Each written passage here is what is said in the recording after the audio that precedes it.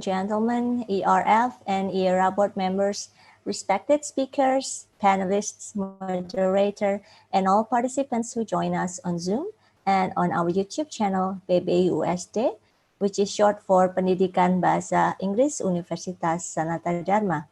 Halo, Wilujeng Sonten, Rahajeng Sanje, Konnichiwa, Annyeonghaseyo. I'm greeting you in different languages as our participants are also coming from different parts of Indonesia and the world. I'm Monica Ella Hadanita, Ella from the English Language Education Study Program of Universitas Sanata Dharma. And I do hope that you're not bored of seeing me on every virtual talk, and it's going to be the last one.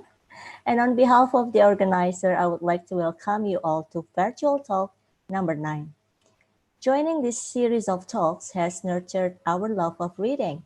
So we thank Extensive Reading Foundation, ERF, Indonesian Extensive Reading Association, IERA, and of course the English Language Education Study Program of Universitas Sanata Dharma Yogyakarta, PBIUSD, for organizing this series of talks. And we feel very happy for receiving huge responses in the previous 56, 7, and 8. And now, it's 59. And unfortunately, this talk will be the last talk hosted by PBIUSD. But no worries, there will be some new series later. Yeah? And in today's session, we'll have a special discussion on extensive reading and language development. And our speakers are also special. We have Professor Paul Nation from Victoria University of Wellington and Ibu Henny Herawati from Universitas Sanata Dharma. And if Ibu Henny is currently a faculty member of Universitas Sanata Dharma, for your information, Professor Paul Nation ever taught at Universitas Sanata Dharma back in 1972. So welcome back to Sanata Dharma, Professor Paul Nation. I hope you enjoy it, although it's only a virtual session, and we feel very honored to have you here. And the moderator of today's session is Ibu Francisca Maria Ivone, Ph.D. from Universitas Negeri Malang. And as usual, we will also have a session with two panelists. The first one is Dr. Risa Rumentha Simanjuntak, SS, Master of Applied Linguistics, Master of Arts from Binus University. And the second one is Ibu Laurentia Sumarni, S.Pd, Master of Translation Studies from Universitas Sanata Dharma.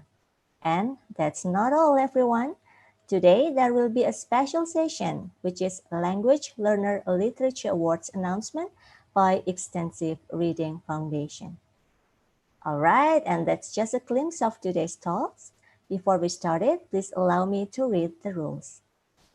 If you are joining the talk on Zoom, please always remember to turn off both your microphone and camera during the session.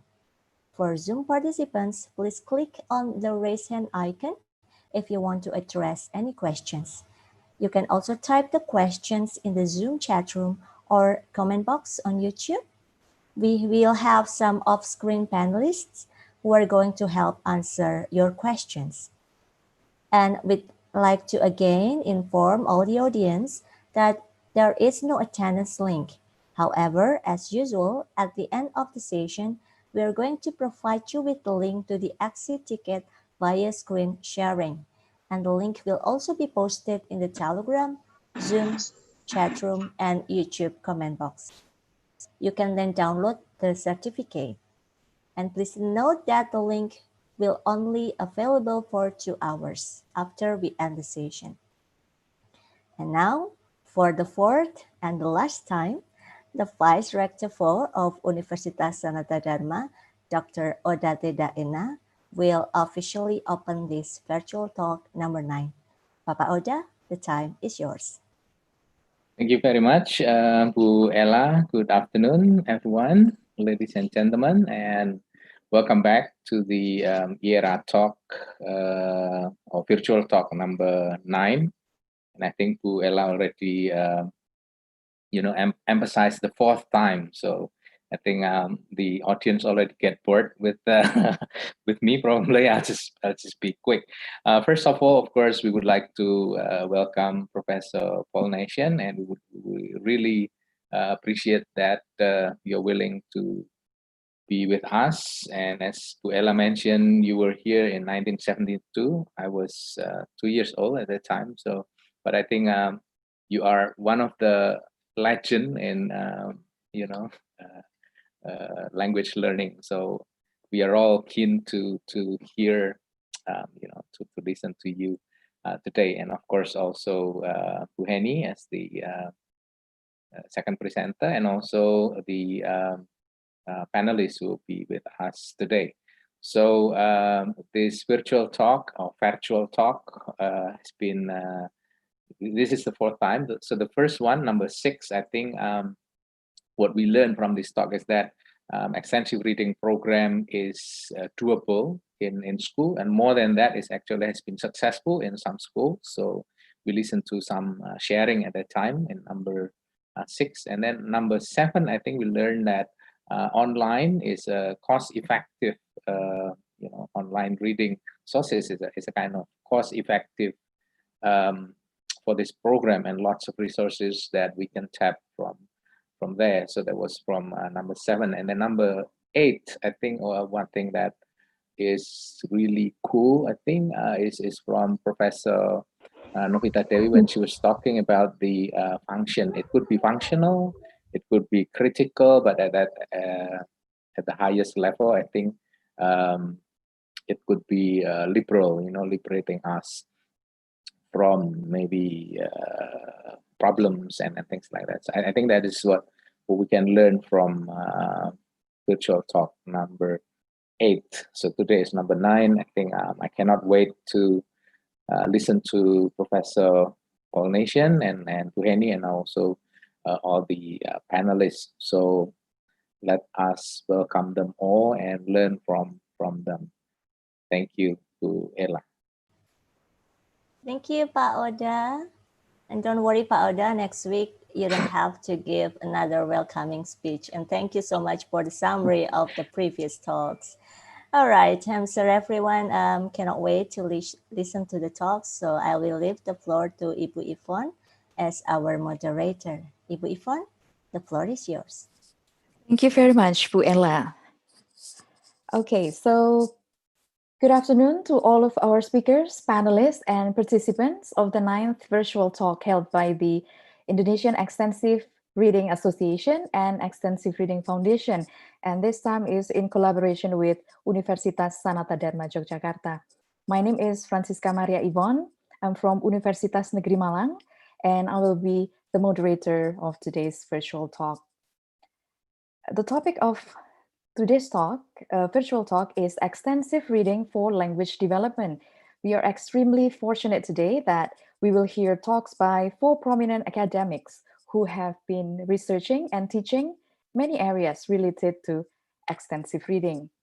And today's talk will be in 2 sections. The first section will be, we will listen to 2 main speakers.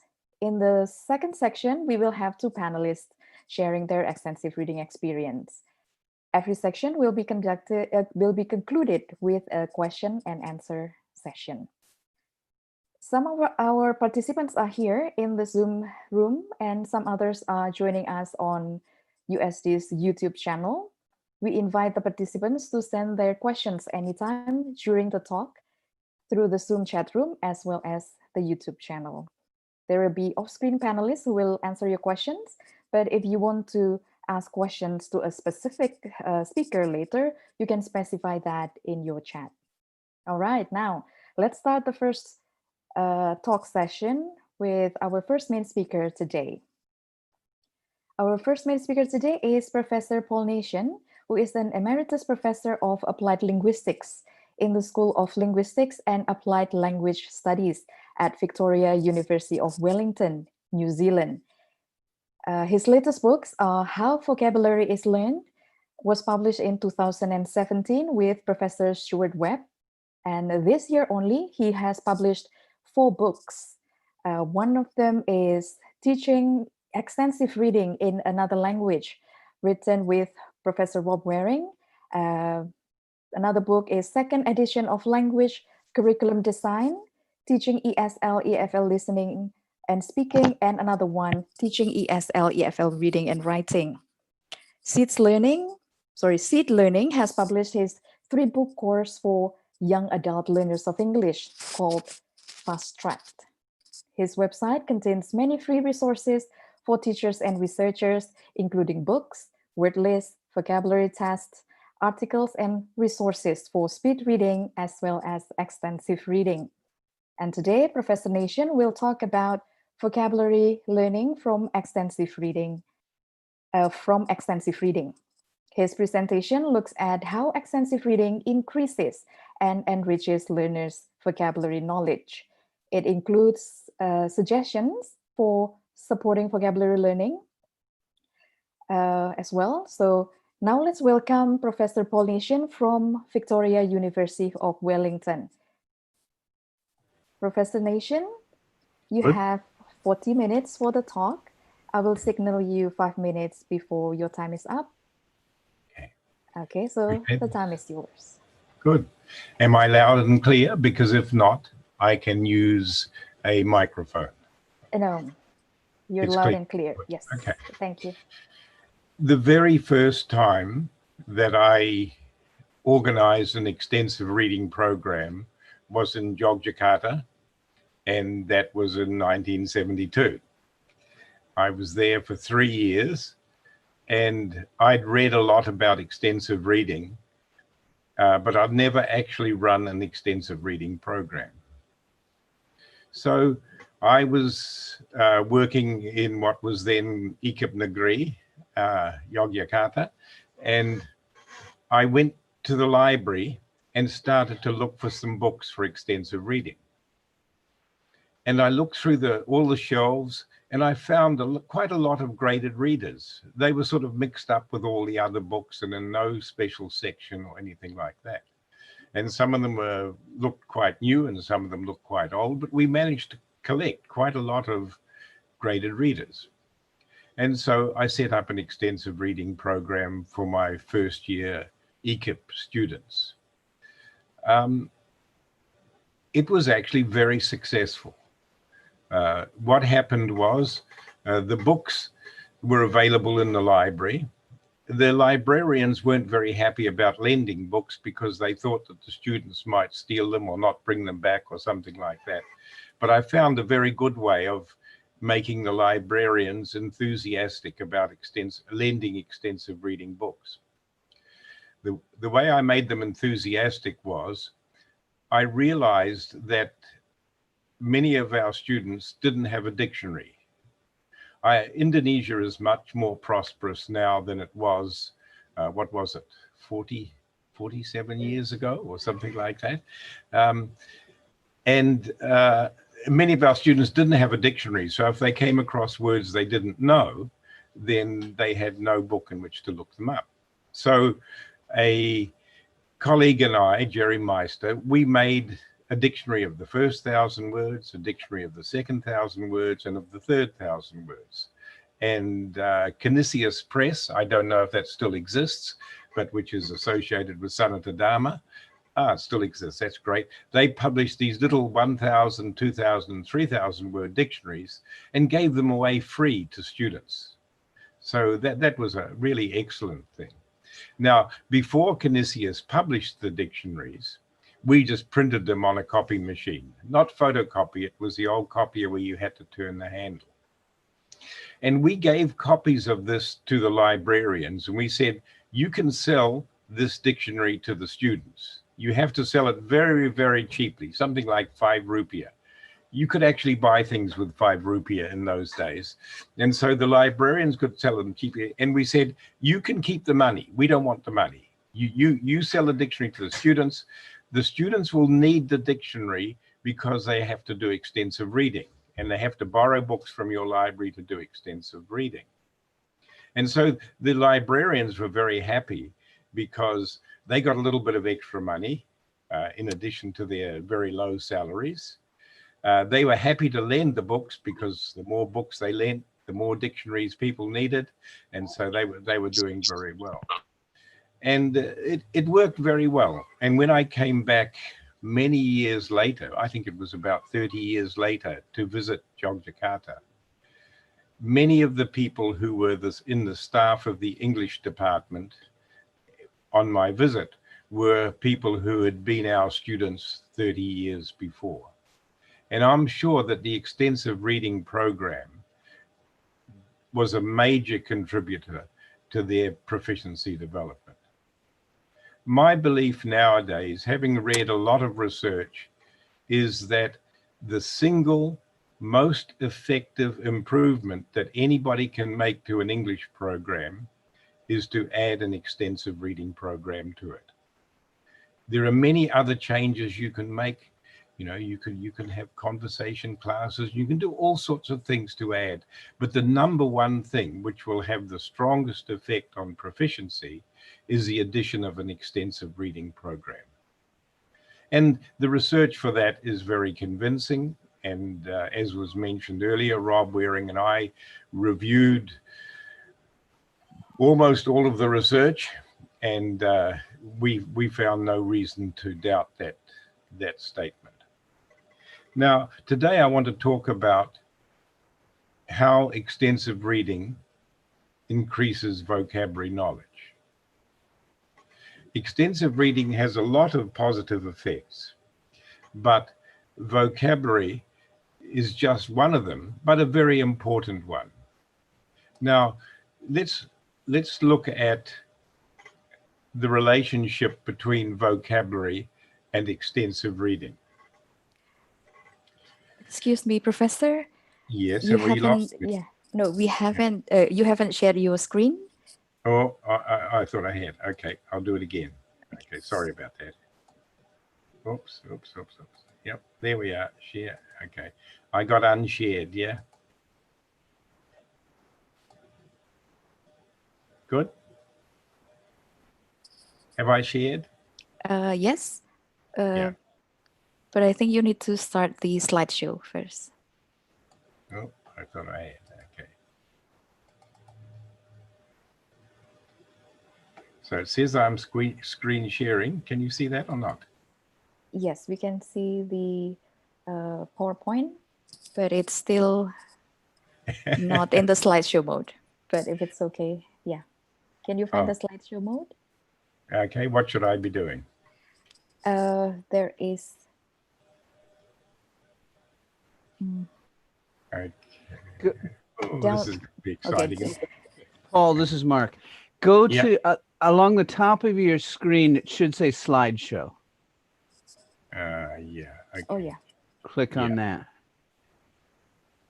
Oh, I can see new share, security, stop video. Participants. It says I am sharing. I can't see slideshow. Okay. Oh, this is terrible. Well, it's the top of the PowerPoint screen, not the Zoom screen. There's a little red rectangle that says File. And over there, yeah, okay, keep going along there, and it says Slideshow. Stop. Oh, I get it. Yeah. Okay. There you go. There you go. And then there's one on the left, I think, that says From the beginning. Start Slideshow. From beginning. From beginning, yeah. Yeah. Oh, from beginning. Yeah. Okay. No. Go back to the red file button. Yeah. And right under it, it says from beginning. Oh, yeah. Yeah. Okay. Got it. Right. Yes. And am I in business now? Yes, Professor. Yeah. Okay. Okay. So now, if we look at vocabulary size and graded reading, this table gives some sort of explanation of it. We divide words into high frequency words, which make up the first 2,000 words of English. And in normal text, these words cover about 86% of the words in a text. So that means on a page of unsimplified text, there'll be round about 14 words which are not in every 100, which are not in those words. The next big group of words are the mid-frequency words, 7,000 of them, and the 7,000 words cover about 9%. So if you know the first 2,000 and the next 7,000, the high frequency and the mid frequency words, you know about 95% of the words in any novel. Now, we typically assume that proper nouns, exclamations, and things like that are words that you don't need to learn before you do the reading. And so if we add those in, then we get somewhere around about 98 and 99% coverage. So in order to read unsimplified text, you need about 9,000 English words. Now, clearly, it's going to take a long time to get there. Native speakers learn around about 1,000 words a year. Learners of English as a foreign language, unfortunately, learn less than that. In my opinion, native speakers, not native speakers, learners of English as a foreign language should be learning around about 1,000 words a year, but people don't usually reach that.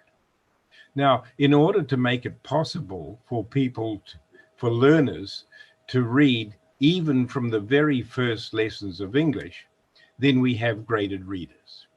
And graded readers are published using a vocabulary size from 75 words up to around about 3,000 or so words. Now that means if you're a learner of English and you know 75 or 100 words, and they are the most useful 75 or 100 words, then there are about 7 or 8 books that you can read without any great difficulty. And as your vocabulary size increases, you can then move through different levels of books and learn things like, and learn new vocabulary as you go. So graded readers deal with the first 2,000 or 3,000 word families, and most extensive reading programs for learners of English as a foreign language focus on that vocabulary. You can see that there's a big gap between the end of graded readers at 2,000 or 3,000 words and unsimplified text. And in order to make a bridge between that big gap between the end of traditional graded readers and unsimplified English novels and textbooks and so on, we created a series of readers called the mid-frequency readers. And these mid-frequency readers are reading texts which are vocabulary controlled at the 4,000, 6,000, and 8,000 word level. And so far, I think there's about, I keep forgetting, but I think it's about 14 or 15 of these texts, each text available in about three different levels. The texts are free, and you can find a link to them on my website. Now, when we look at graded readers, then, and vocab learning, the learning from graded readers is no different from the vocab learning from any other kind of activity. If we go to its most simple level, vocabulary learning depends on 2 things. It depends on repetition, that is, on meeting the words you want to meet again and again and again. And it depends on the quality of those meetings with the vocabulary. If the meetings with the vocabulary are deep and thoughtful, then the words will be learned. If the meetings are not deep and thoughtful, then it will take more repetitions to learn the vocabulary. So all vocabulary learning for native speakers, for non-native speakers, through reading, through speaking, whatever, through deliberate learning, through incidental learning, depend primarily on repetition and having quality in the meetings. Now, how do you get good quality in meetings? One way is simply by noticing. And noticing simply means as you do your reading, you happen to see the word which is an unfamiliar word to you. And so you notice that word. It just comes to your attention. When we guess a word from context, we're still at the level of noticing. Guessing is not a very deep or thoughtful condition. It's a very useful condition, but it is not a very deep and thoughtful one. Another way we can get the meaning of a word when we read is through looking it up in the dictionary. And when you do extensive reading, you shouldn't really have to do a lot of dictionary lookup, because there shouldn't be a lot of unknown words. And you should be able to guess many of them from context. But occasionally it is good to look up a word in the dictionary. But looking up a word in the dictionary is simply at the level of noticing. It's still a very shallow level of learning, but it's an important level none the same. If we move deeper down the conditions for adding quality to our meetings with words, we come to retrieval. And retrieval can only occur when you've already met a word and have either looked up or guessed its meaning. And then you try to recall that meaning when you meet the word again in your reading. Retrieval is a very important condition. If you want to learn people's names, for example, repetition and quality of process are important. And the way that when we learn people's names, the way that we add quality to the condition for learning is to recall their name. So the way I do it when I have a new class of students is I get a list of the names of the people in the class, and ideally it'll be according to where they're sitting in the class. So that helps me associate the name with the right person. And when I've looked at each person and looked at their name that goes with them, I then close my eyes and then try to think, now, what was the name of this person here? What was the name of that person here? And I try to make retrieval. So retrieval means bringing back a previous memory and having to recall that memory. Now, in reading, it's very fortunate that retrieval is a very common process, because when we read, we meet words that we have met before, and we have a chance to make a retrieval, because typically when we meet the word, there's no meaning given next to the word. We have to try and bring that meaning from our memory. So extensive reading sets up good conditions for retrieval. But the conditions are even better than that. A deeper condition than retrieval is varied meetings. We could also call it varied retrieval. And varied meetings involves meeting words in different contexts. Now, if you take any graded reader, and in fact any novel, and run it through some kind of computer program to see how a particular word occurs, say if a word occurs 10 times in the novel, will it occur in exactly the same sentence context each time, or will it occur in a slightly different context? And almost without exception, you find that when words occur again in a reading text, they occur in a slightly different context. And meeting words in different contexts greatly helps memory. It helps memory because the different contexts add new associations for the word. They provide the opportunity for retrieval, and they provide the opportunity for new associations.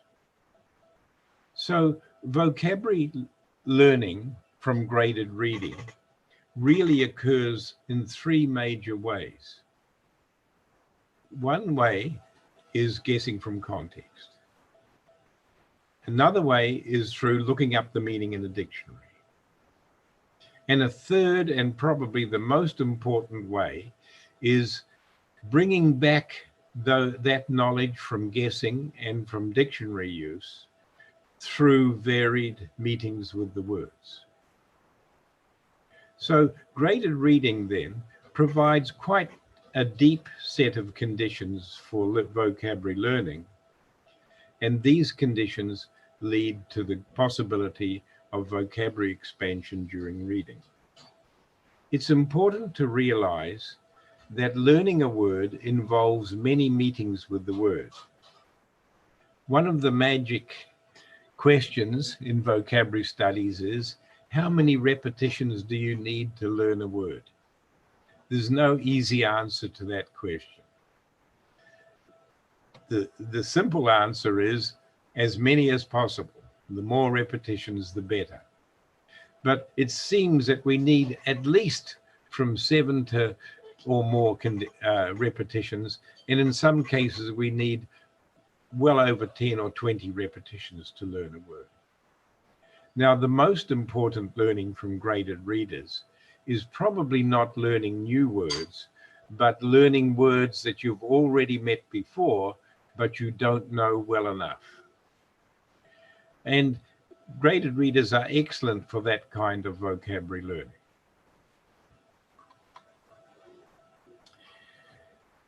How can we support learning from graded readers and extensive reading? One way is do lots of extensive reading. Extensive reading will only be successful if the learners have opportunities to read lots of extensive reading books. The very rough rule for the quantity of extensive reading is that at each level of extensive reading, learners should be reading at least one graded reader every week. Now, as learners' vocabulary knowledge gets larger, the books at the new levels that they move to become longer. And so that means that even at the elementary level of reading one book a week, the books are quite short. And so you don't do a lot of reading, but it's enough for the words at that level.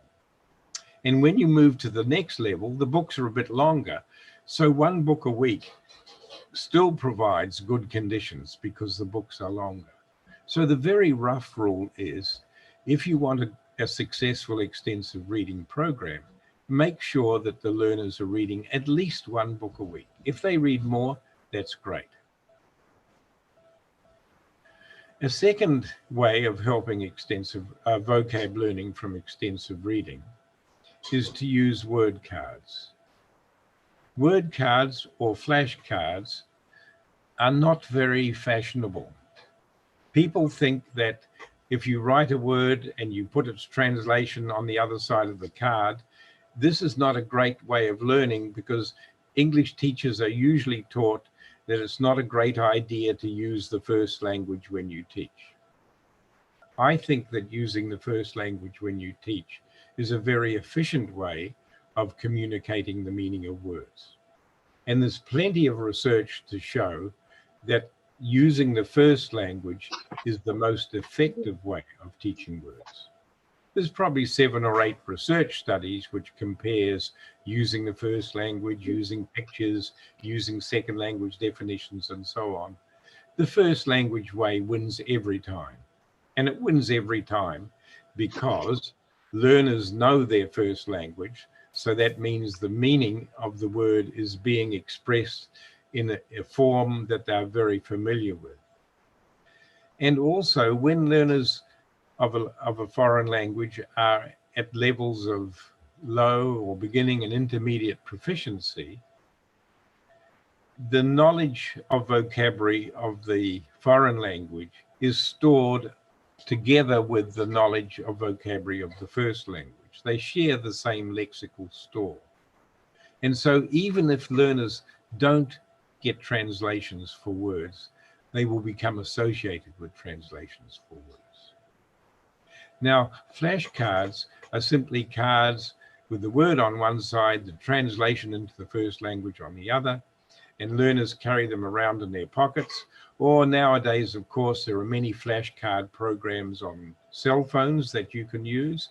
And many of these are very good programs based on good principles. And you just spend a few minutes looking at the words and trying to recall or retrieve the translation for the word. So adding a little bit of deliberate learning to extensive reading is a good idea.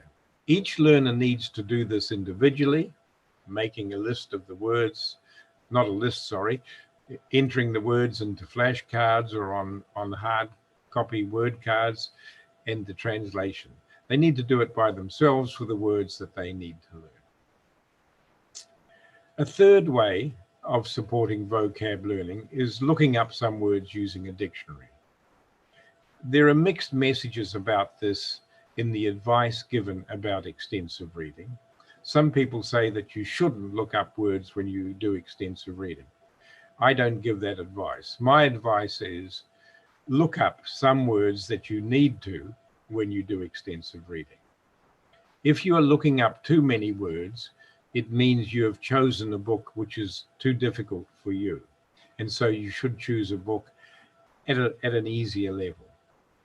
But to look up a word on every 2 or 3 pages, one word every 2 or 3 pages, is a good idea, because the research shows that using a dictionary helps with the learning of words. A fourth way to support vocab learning from extensive reading is to reread some books, because this will give repetition of the vocabulary. And repetition is one of the 2 major conditions helping vocabulary learning. Rereading some of the books also has another effect. It develops fluency. It develops fluency because when you've read a book before and dealt with the difficulties in reading that book, you can come back to it again and now read it more quickly. Around about 1/3 of the reading done in an extensive reading course should involve really easy reading. That is, reading books that you've already read before, or reading books that are way below your current level. But you should push yourself to read them faster than you did before. The 5th suggestion for supporting vocab learning from extensive reading is to do a speed reading course. A colleague and I, an Indonesian, Emmy Quinn, and I designed a speed reading course while we were living in Indonesia. That reading course was published by Oxford University Press, and it's now out of print, but you can get a copy of it free you'll find the link on my website. It's called, let me think, what's it called? Can't remember the name of the speed reading course now, but it's written at the 1,000 word level. But you might notice in that speed reading course, there are quite a few texts based on Indonesia. And that's not unusual because it was written in Indonesia. The speed reading course is a course of passages, typically 20 passages, all of the same length. And the learners read them under timed conditions. That is, the teacher says, okay, have you got your reading passage to read? Yes, good. Are you ready? Go. And the learners quietly read the text. When they finish reading the text, they look up and see how long it took them. In the old days, we used to write the time up on the blackboard, 1 and 0 for the seconds, and then 2 and 10 for the seconds, and so on. But nowadays you can use digital clocks and all that sort of digital timers and all that sort of thing. After they've written down their time, they turn over the text and they answer 10 multiple choice questions, which are deliberately very easy. And then they score their comprehension, marking the answers themselves, and they enter their speed on a graph and enter their comprehension score on a graph as well. And the goal of the speed reading course is to read the 20 passages, usually 2 or 3 a week, but it doesn't matter how often you read it, but 2 or 3 a week is a good number. And at the end of the 20 passages, most learners will have increased their reading speed by at least 50%. And some learners will double their reading speed. This isn't quite as magical as it sounds, because most learners of English as a foreign language read very slowly at less than 100 words per minute. after you do a speed reading course, you should easily be able to read at 200 and 250 words per minute. So if you do a speed reading course with your learners, it only takes, 5-10 minutes, 20 times over several weeks. So it's not a big investment of time. Then your learners will be able to read twice as much in the same time. The sixth suggestion I have here is simply that learners should take control of their own vocabulary learning and should be aware that they're doing extensive reading to improve their reading skills and to gain enjoyment from reading. But it's also useful just to think back on what were the new words that I met in the reading and what other things about the words did I learn. This reflection on new words is a kind of retrieval. So it's adding the condition of deliberate retrieval to the speed reading course. So let's just summarize that now. Vocab learning depends on two things: repetition and the quality of meeting with those words in the repetitions. By doing extensive reading, learners have a chance to meet a large amount of vocabulary and have a chance to do guessing from context, looking up in the dictionary, and retrieval under varied conditions. And these conditions support the learning of vocabulary.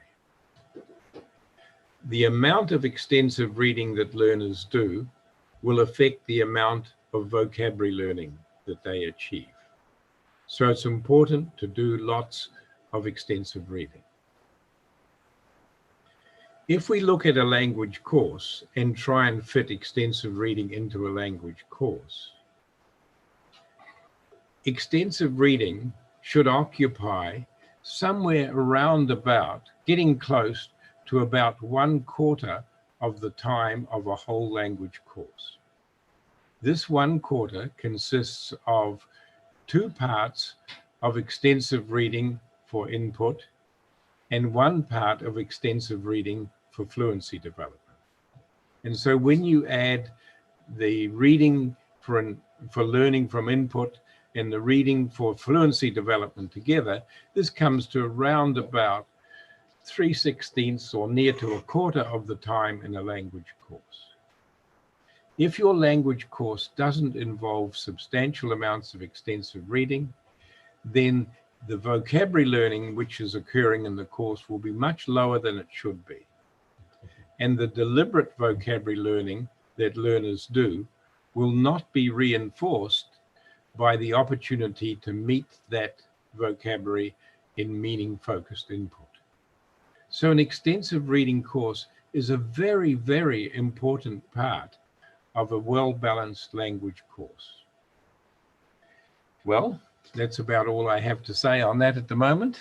So I can step aside and thank you for your patience. Thank you very much, Professor, for a very clear, comprehensive, and informative talk. And I'm sure that we learn a lot from Professor Nation, that it's not only repetition, but we need also quality of meetings in relation to vocabulary or words in the foreign language. You actually still have a few minutes, Professor, but we will go to the second main speaker first, and then we will go back for question and answers. All right, so next I will go to our second main speaker today, Ibu Henny Herawati, Ph.D. She's been teaching at the English Language Education of Universitas Sanata Dharma since 1995, when she mostly teaches literature subjects, reading and creative writing. Besides being an enthusiastic reader, she also enjoys writing poems and vignettes and drawing vignettes. recently earned her doctorate degree from Monash University, Australia. Bu Henny has an interest. Bu Henny's interests cover creativity in language learning, L2 creative writing, and literature in language learning. The topic of her presentation today will be connecting extensive reading to writing. She will reflect on her reading-writing experience and use it as a springboard to understand how extensive reading contributes to and enriches one's writing practice. She will also share 1 or 2 reading-based writing activities that can benefit the learning of both skills. Bu Henny, so are you ready? Yes, I am. Okay.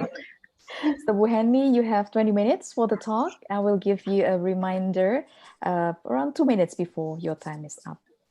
So everyone, let's welcome Dr. Henny Herawati from Universitas Sanata Dharma.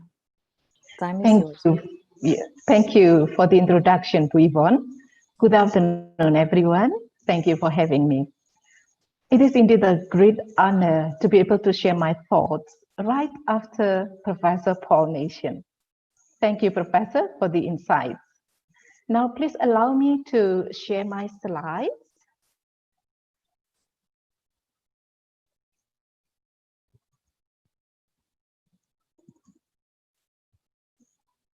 Yes, can you see my slide now? Yes, Bu Henny. Okay, thank you, Bu Ivone.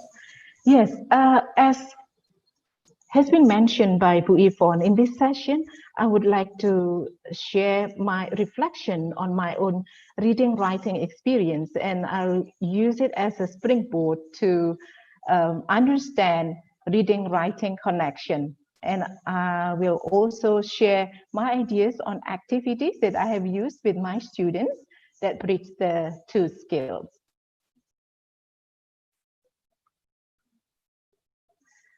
So this is my mom. She is an avid reader. She's 72 now, and she still loves reading. And she's the one who introduced me to the joy of reading. When I was a child, our house was in the middle of a rubber plantation, far from the nearest town. And reading books was the best entertainment we had. I still remember the books that I read when I was little, mostly mystery and detective stories. And I also remember the first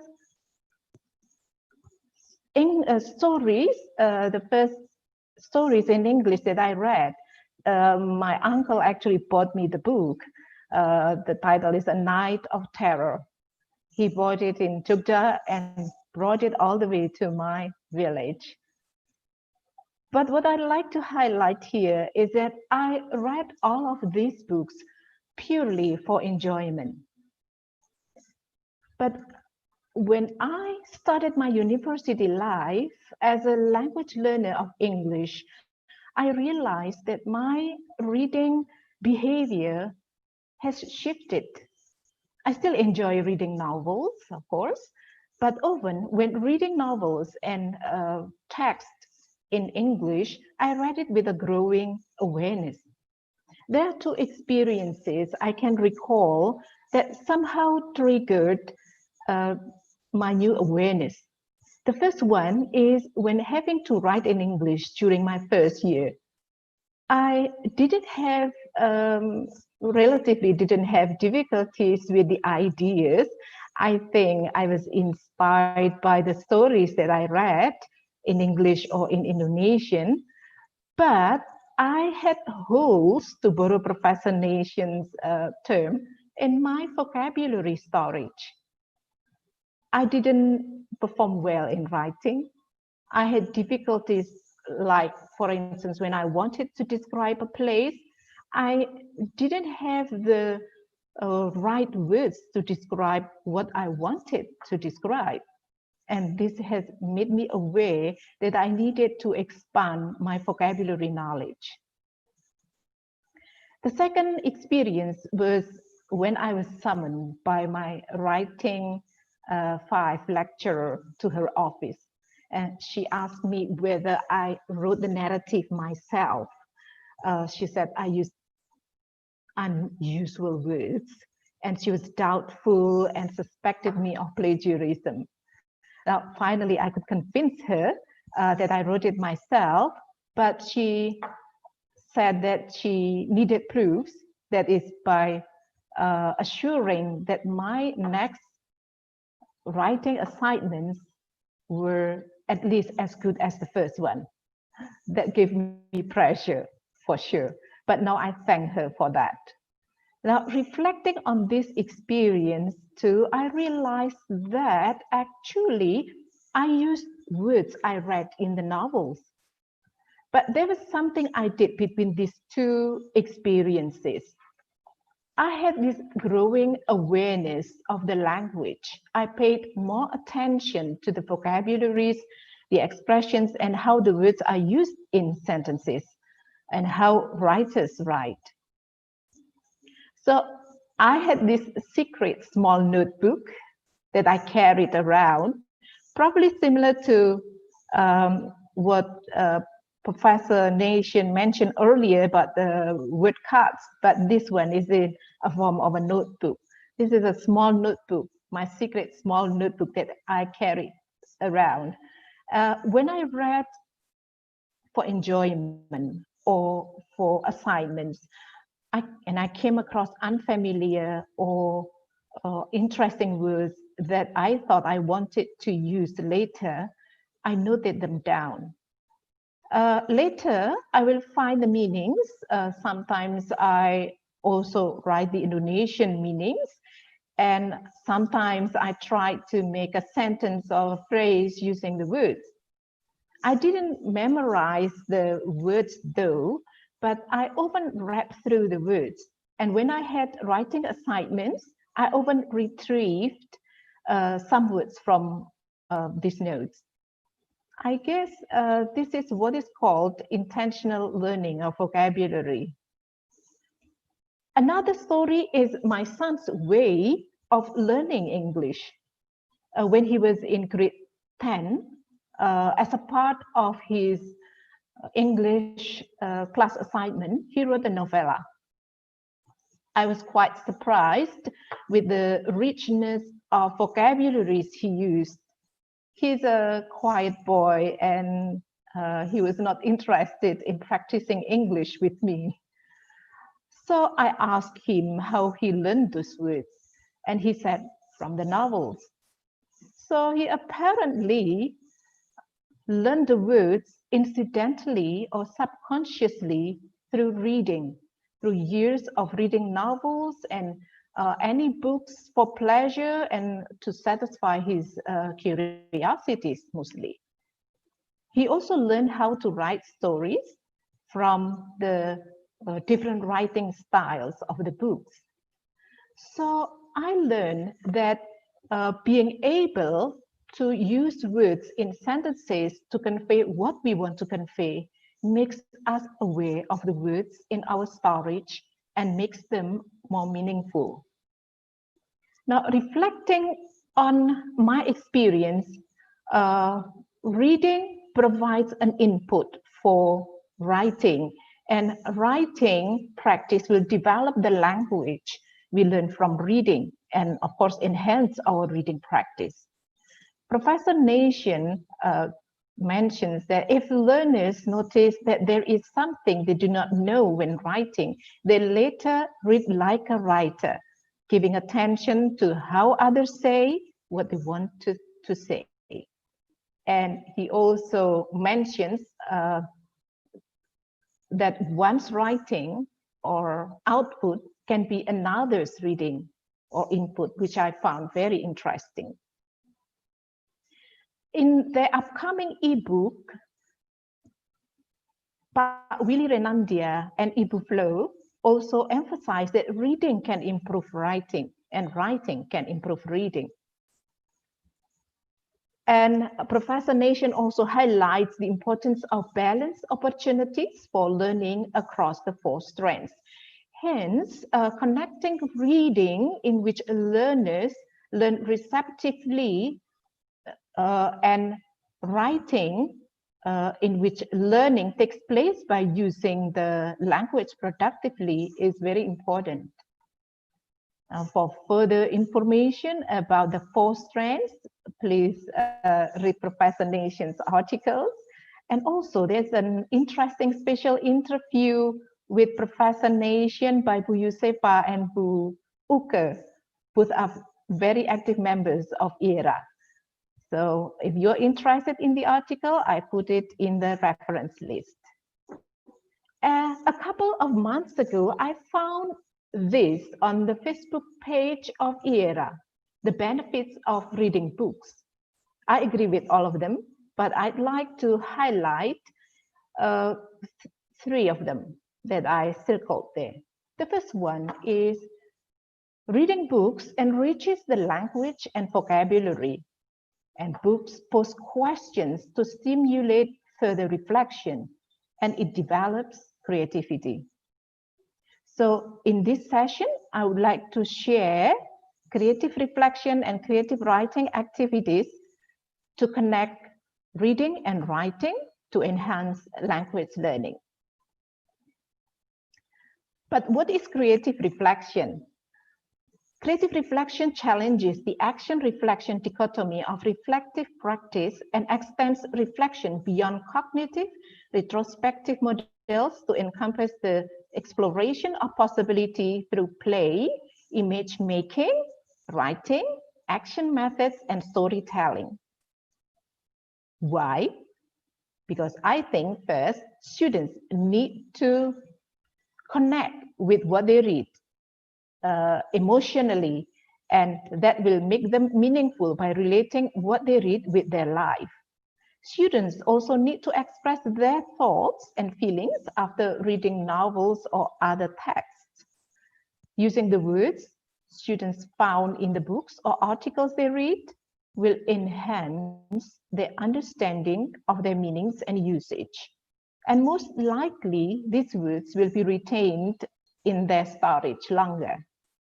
The last reason is for nurturing the 3C spirit of Universitas Sanata Dharma: competence, conscience, and compassion. So I'm going to share 3 activities. The first one is poetic reflection. The second one is dialogic journal. And the third one is text story. Due to the pandemic, our learning activity has been online. And this is a page of our Moodle learning platform for my basic reading class, which is an intensive reading class. In this meeting, after students read the article was Steve Jobs' speech, the last activity that students did was writing a poetic reflection. The task says, take some words from the text to create a short poem that conveys what you want, what you learn from Steve Jobs' speech. So there are 2 aims here. First, using words from the text, and second, connecting what they read with their life, hence make it more meaningful. This is one example of the students' poetic reflection. In this poetic reflection, the students use some words that they found in the article to convey what they want to convey, so their own message. And here is another example. The title is Love and Loss. So she used also some words from the text to convey her thoughts about love and loss. Another example is in my prose in English language teaching class. Bapak Ibu might have read Jonathan Livingston Seagull novella. After reading this novella, the last of a series of tasks that I gave was to write a poetic expression. Now, if I may read the task, based on your reflection, write a poem expressing your feeling and thought. Your poem may reflect how you relate JLS story with your life. You may also relate it with the current COVID-19 pandemic. This is one example of the student's poem or poetic expression. Allow me to read a few lines, from the first stanza and the last stanza. The title is Fly. At some point in my life, I used to wish that I could disappear from this world. The whole world seemed so dark. I cried every night. Will my mind feel at ease? If I just disappeared, I was so afraid of everyone's eyes on me. And the last stanza, but still maybe I could be a bright light in this world. Maybe after all of that pain, I could shine a light, even if it's short, so I couldn't give up. If I keep trying to stand up like this, I might be able to find myself. So the aim here is to connect what students read with their life and building understanding of their selves, and of course, using the language to develop their English.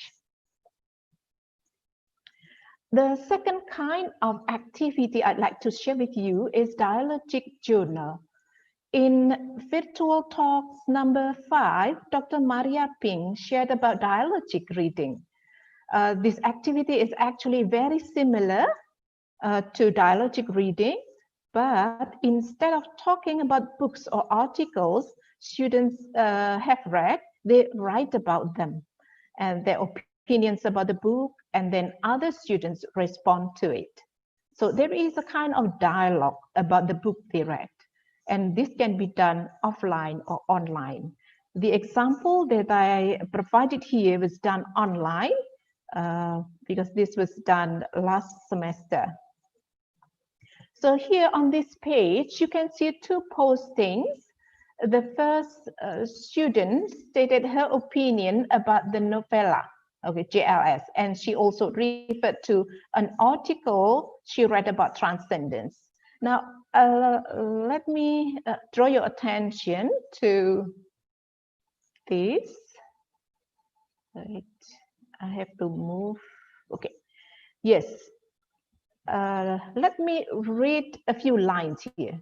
Over time, Jonathan not only learned how to fly, but he also learned about love and kindness. He went back to the flock who hated him because I think he already forgave them. It is a kind of kindness, and wanted to help the one who needed help. I think he reached the transcendence. A person is motivated by values which transcend beyond the personal self. So before doing this task, students were given freedom to read other sources, so books or articles that help them understand this novella, Jonathan Livingston Seagull. So this student read an article about transcendence because she wanted to know why Jonathan returned to his flock who hated him to teach those who wanted to fly. Okay, so she found out why by reading the article on transcendence here. Now, the second student responded to the first student opinion. Hi, Fifi, I agree when you said that other girls can't fight for what they want, but Jonathan can. Jonathan represents a kind human being. Love and kindness are important in this world. Spreading them will make this world a peace and happy place to live. So other students also posted responses to her opinion in this forum. Hence, there is a dialogue about the book happened here. Excuse me, Bu Henny? Yes. Yeah, you have 2 more minutes. Okay, Thank you. yes. Thank you, Yvonne. The Thank third you. activity is writing text story. I shared this idea in PT number 4, but this time I'd like to highlight some points here. So the first one is extensive reading is integrated in creative writing. It means that they have to read a lot of stories or poems, and even better for students who love reading novels or stories for years before taking this course. if they feel that they don't have enough experience in that, they can also use their reading experience in other courses, such as in prose, book report, where they read novels, novellas, short stories, and poetry as well. Now, the chat story created is inspired by the novels or the stories students have read. So it can be like chats between two characters or more in the story to create a continuation of the story or a different story. And the chat may also tell a different ending of a story. These are examples of the screenshots when you play the text story, and it's quite short, only 3 minutes and 36 seconds. Now, let me try to play a bit while I explain. So the two students here love reading horror stories, even long before this course, of course. So they read horror stories in Indonesian and in English. And then when taking this course and then when doing this task, they decided to write a horror chat story. So again, extensive reading provides an input in terms of the language and the model for the students' writing. Here are some other activities that we may do with students after reading, like 10-minute writing or creating bookmarks or writing a found poem. And here is the references I used for this presentation. And thank you. Back to you, Bu Ivone.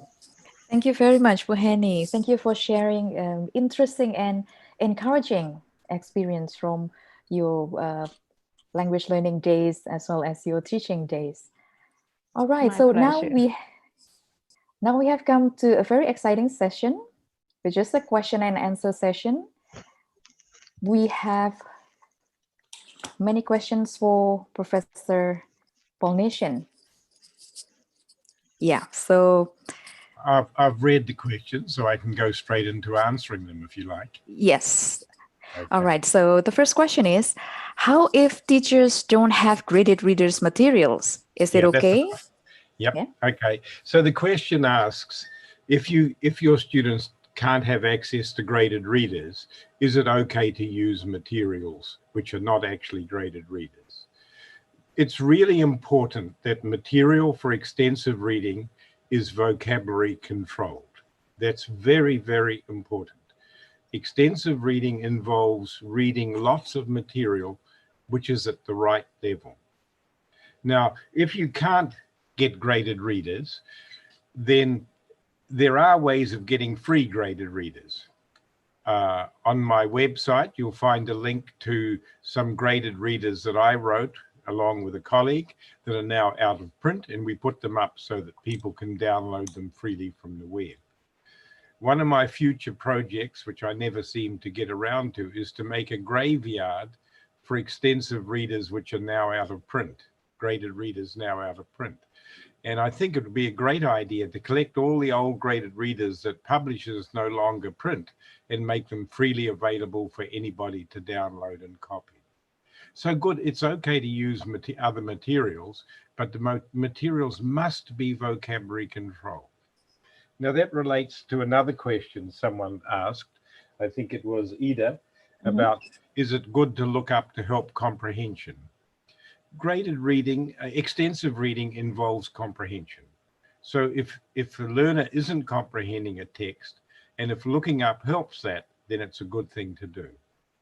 If there is a lot of looking up, then the text is far too difficult for extensive reading. And so another text should be chosen.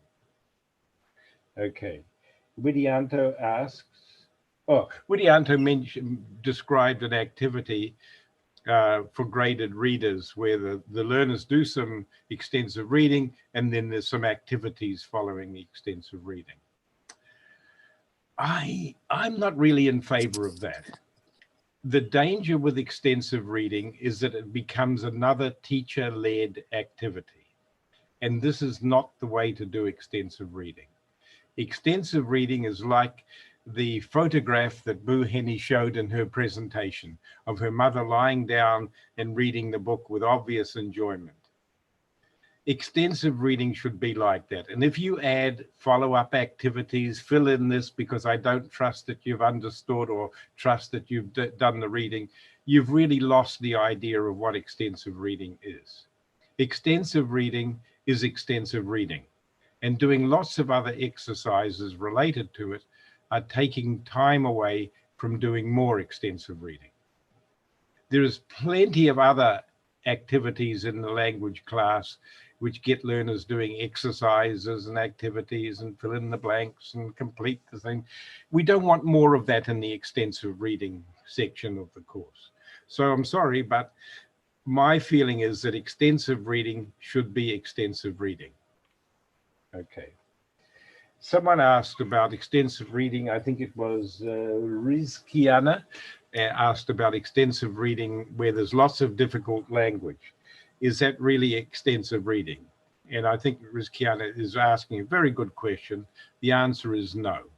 If you are dealing with material with lots of difficult words, and Bu Henny showed in her presentation some reading texts which have lots and lots of difficult words in them. It seems as if the text was written to make sure that difficult words occurred. That's not material for extensive reading. Material for extensive reading should contain no more than 1 or 2 unfamiliar words per 100 words. So if there are 300 words on a page, there shouldn't be more than between 3 and 6 unfamiliar words on the page. And even that's too many. So it's really important that extensive reading is extensive reading and not doing lots of other exercises. It's important that extensive reading is at the right level for each learner.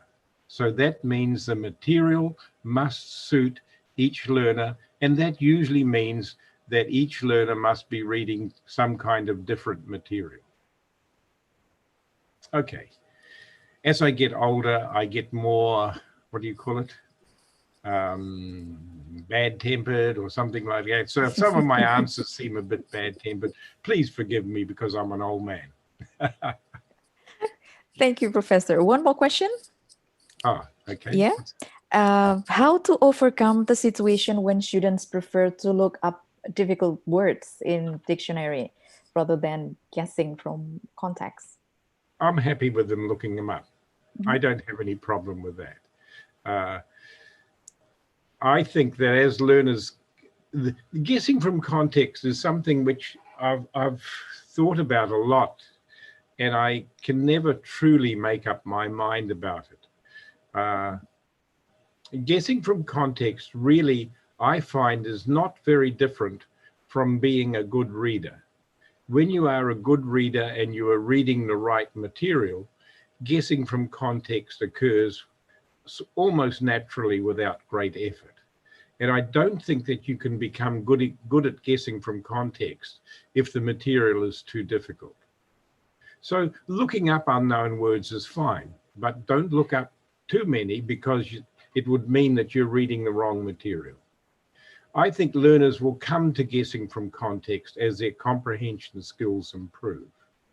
Guessing from context depends on not too many other unknown words, so the context is comprehensible, and it depends on good reading skills.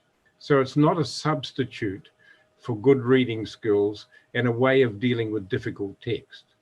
Guessing from context is a way of dealing with words in texts in which are well comprehended and which don't contain lots of unknown words. All right. Thank you for the answer, Professor. Now I'm going to turn to Dr. Henny. We have a couple of questions for you, Bu Henny. The first one is from Aulia Rahmawati in Zoom chat. I love the writing activities you have presented. What are or how to assess students' writing in the presented activities? That's the first question. All right. Thank you, Bu Yvonne.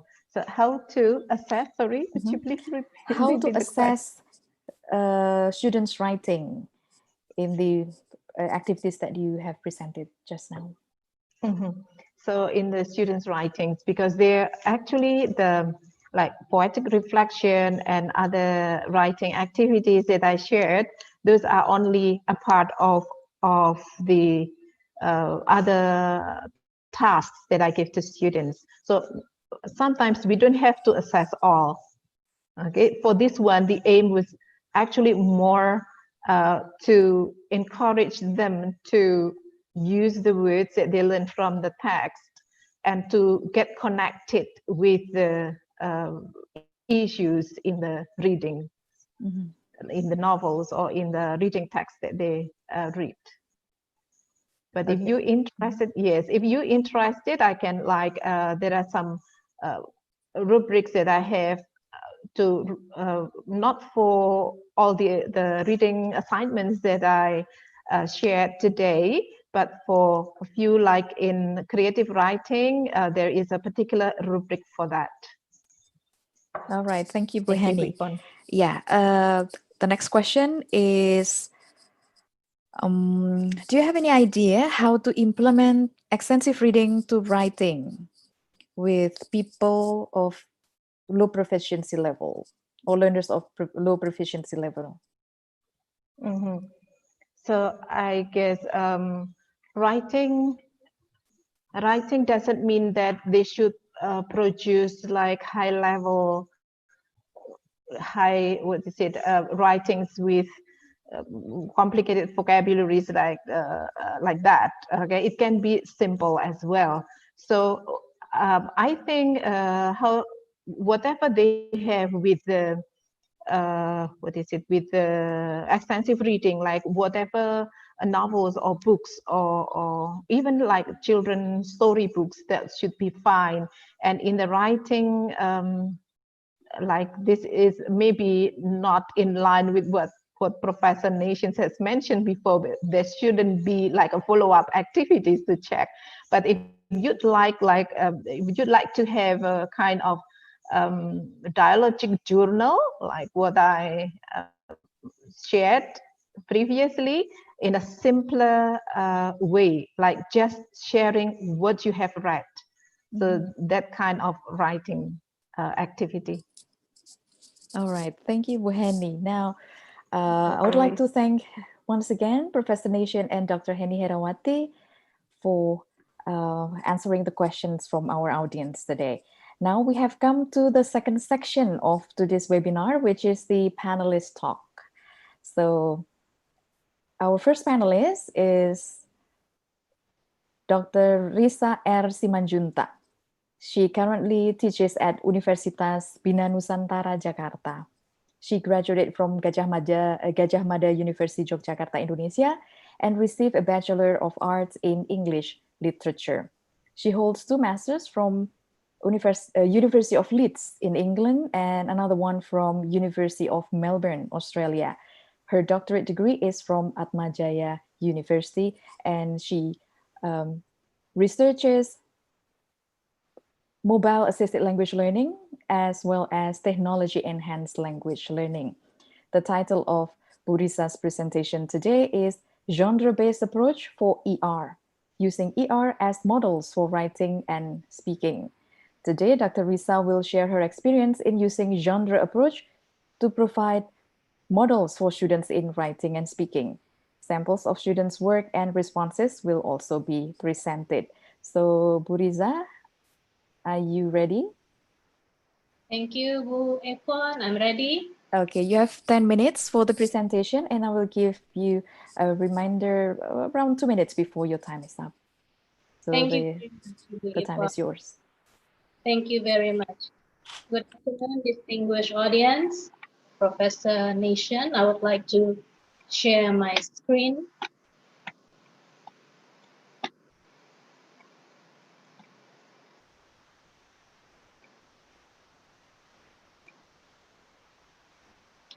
Can you see my screen well?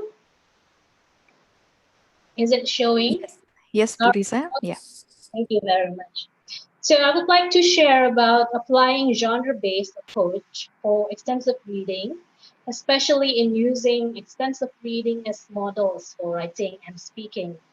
I would like to start with the notions of genre, and one of the definition is given by John Swales. Professor Swales defines a genre as comprising a class of communicative events in which the members of which share some set of communicative purposes.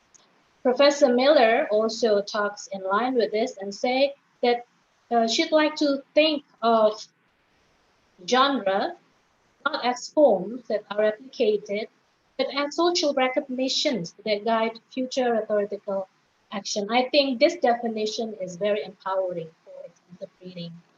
The exercise that I would like to share comes from these classes. The first two classes or courses come from non-English departments in which the students have to produce their projects. They have to make innovations and produce it in written and forms.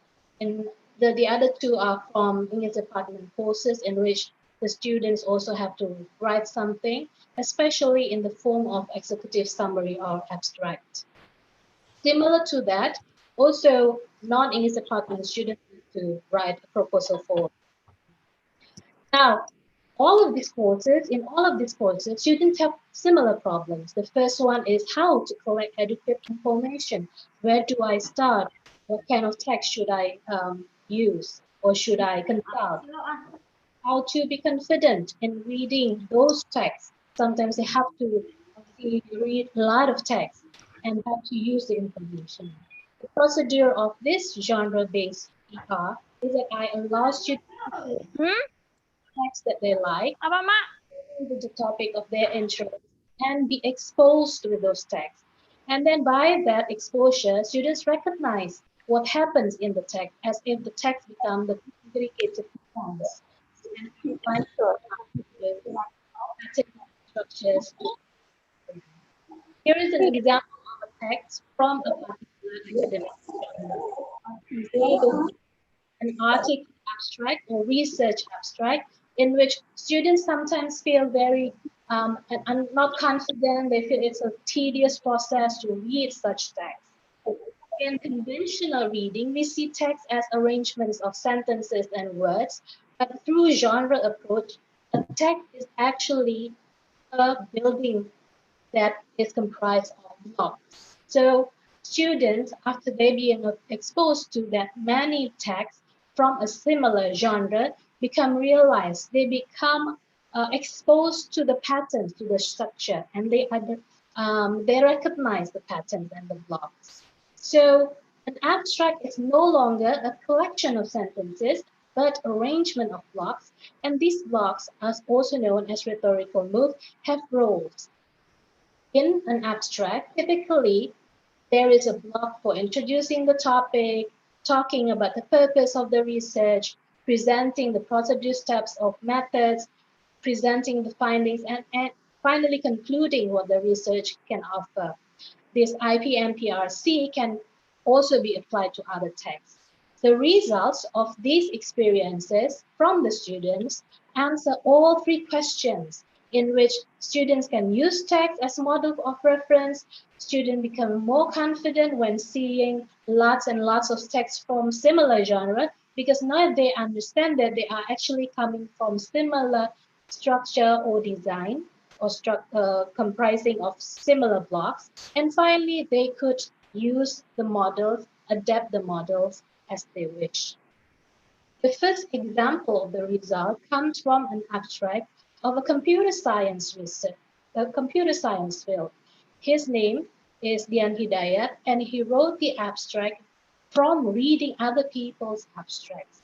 When I asked him why he adopted some of the moves, he didn't put methods move in a particular sentence, he said that the reason I use the structure is because, as a matter of fact, abstract is used for people to be interested in reading my research. So this data show that this student can navigate his way through what they have read, and he made decisions from the information he had gathered. He intendedly write as he believed the text would communicate to his readers. The second example is from a course in which this student needs to present his project. He didn't join any English courses outside the university. He never went abroad, but his fluency level, his intonation, his pronunciation, and the text in which he used to deliver his speech was actually comparable to the text written by people in the field of professional presentation. Finally, the students using the model also to present their project in which they had to make a video. And finally, they also have to make entries in the blog. And as we can see, the first project allows them to use more formal business-like language forms and structure. But when they write their blogs, they become more narrative, more dialogical, more informal in terms of the structure and the lexical options.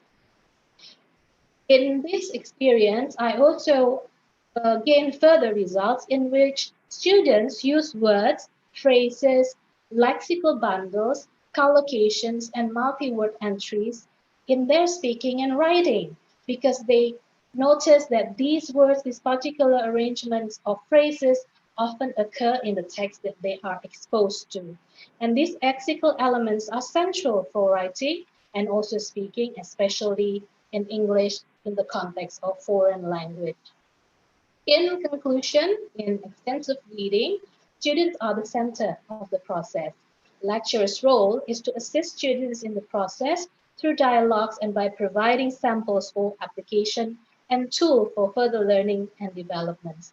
These tools can be word-generating tools or tools that are free like Wordsmith or Nkong or Tree Tagger.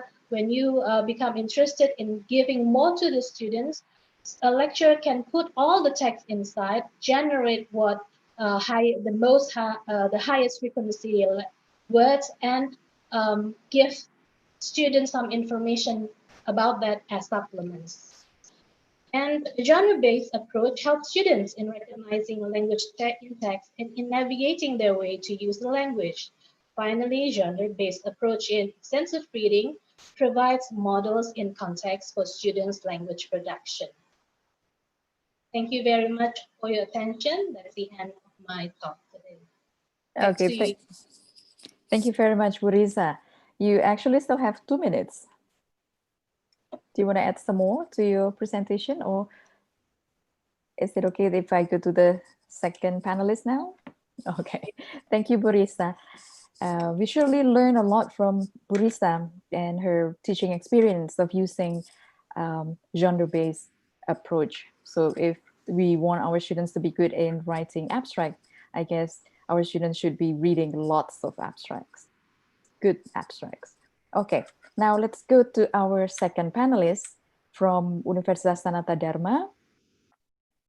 Our second panelist is Ibu Laurentia Sumarni, who is a university lecturer at Universitas Sanata Dharma, Yogyakarta. She earned her bachelor's degree in education from Universitas Sanata Dharma and her master's degree in translation studies from the Australian National University. Her research focus has been in the field of translation, social linguistics, and vocabulary learning, which some of her works were presented in meetings and published in scientific articles and journals. Her main interest is in translation in language teaching, in which she found that the incorporation of translation as an approach, method, technique, and testing tool will contribute to the effective teaching and learning of English to the multilingual 21st century learners. And the title of Bu Marni's presentation today is Learning English Vocabulary Through Bilingual Word Cards. So, Ibu Marni, hello. Are you ready? Yes. Thank you so much, Bu Ivone and Iera, for having me. I would like to share my screen. Thank you, Bu Marni. You have 10 minutes for the talk, and I will give you a reminder about 2 minutes before your time. Thank you very much. Thank you very much, Bu Ivone. Okay. Good evening, everyone. First of all, I'd like to greet Professor Paul Nation, my idol. It's really an honor to be on the same screen. I'm about to cry just to see him. And Ibu Henny Herawati, Ibu Risa, and all esteemed IERA members and beloved audience. Thank you very much for having me in this occasion. Okay, let me introduce myself first. My name is Laurentia Sumarni. I teach at Sanata Dharma University. Bu Henny is my colleague. Bu Mita, Bu Yusefa, they are my colleague too. Hold on. And it's a pleasure to meet everyone in this occasion. I'd like to talk about my experience in teaching vocabulary at my study program. And today my talk focuses on learning English vocabulary through bilingual word cards. Professor Ponation mentioned about it just a few minutes ago. Okay. I think all of you agree with me that that vocabulary is the currency of communication, right? Words are like money and communication is like a transaction. In order to express ourselves, to get things done, and to establish good cooperation with others, we need language. In this case, words. Thus, learners need to have sufficient vocabulary size and vocabulary knowledge in order to communicate in English. In order to be rich in words, learners must deliberately make efforts to increase the vocabulary size by means of bilingual word cards. How was it done in my class? In my vocabulary class, I applied Professor Nation's 4 strands, and today I only focus on how my students and I compile word cards in my class. Okay. In my vocabulary class, I try to balance the distribution of meaning-focused input, meaning-focused output, meaning-focused, language-focused learning, and fluency development activities in the class. Although it doesn't always work, but I always try to balance the distribution of these 4 strands.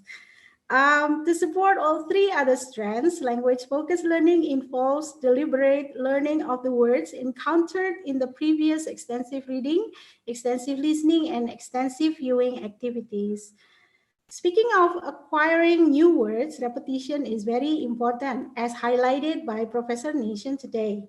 So, compiling word cards is one way to increase the frequency of seeing, knowing, understanding, and using the new words. Wise men say, familiarity breeds love. So encountering words for many times in reading, listening, speaking, and writing activities leads to longer retention of the words. So the words will be stored in the long-term memory. Okay, now let's talk about bilingual word cards. Professor Nation explains that in order to know word, or what is involved to know word, is when the learners know the form, the meaning, and the use of the words. In addition to know the meaning in English or intralingually, learners must also know the meaning in Bahasa Indonesia or in the native language. The learners the use of translation is very beneficial because translation assists learners' understanding of the new words. Learners' native language serves as the context and scaffolding to help them understand the meaning, the new meaning. When they understand the meaning of the new word in their native language, they will acquire the words easily.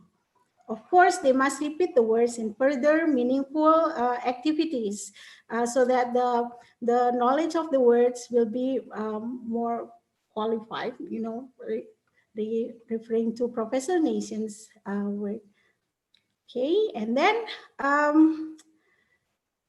the use of translation or the use of local language to support the second language learning is also corroborated by Mahbub's research. He posits that the use of local languages helps develop the conceptual understanding and basic learning skills of students.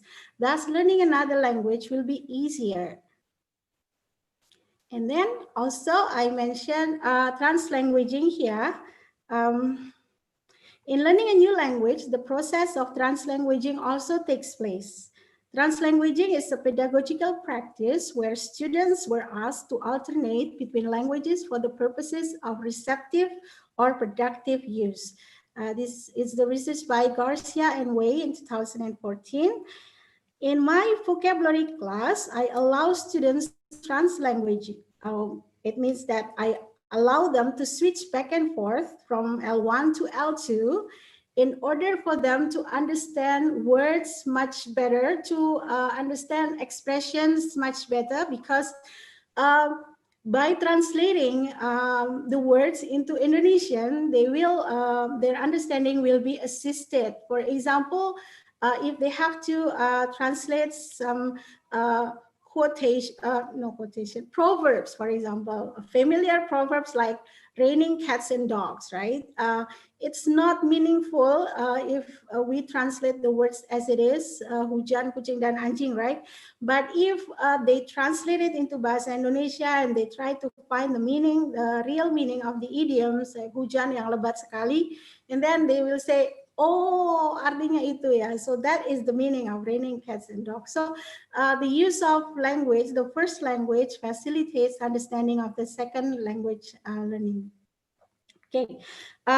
Further, translanguaging practice, as students live in the multilingual context, multilingual society, translanguaging and translating are two naturally occurring phenomena in the process of becoming bilingual, multilinguals. To acquire a second or foreign language, translanguaging serves as a scaffolding. So using first language will help learners to study second language. This is based on Rasman's research in 2018. Okay, more on translanguaging. Even though English and Indonesian are two different languages, but actually psychologically they are connected psychologically. The linguistic repertoire helps students to make sense of the new language. So the first language is the foundation to build the knowledge on the second language. This hypothesis helps us to understand the phenomena. And further, of course, I cannot go on without quoting my idol. Professor Nation mentioned in his book and earlier today that using bilingual word cards is a very effective, deliberate learning strategy that I should use. So I used it in my class and it proved to be very beneficial for me and my students.